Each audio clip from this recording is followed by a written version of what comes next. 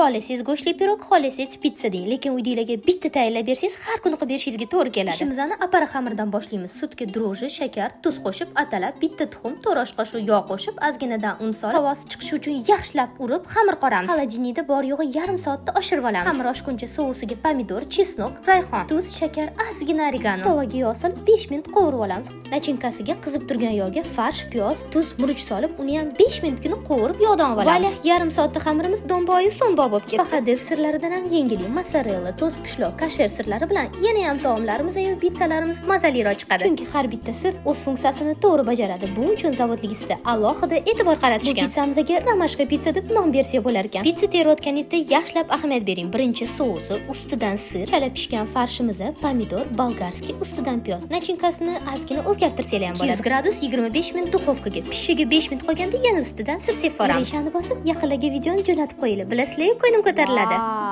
Mazasiga gap bo'lish mumkin emas, olinglar. Aniq bilaman, hozir hammangizga bitta savol. Bu sirlarni qayerdan olamiz? Qodirov mahsulotlarini sirni lavkani xohlagan filialingizdan xarid qilsanglar bo'ladi. Bitta ishlatib ko'rib, menga o'zib yuboringlar. Menga juda ham qiziq.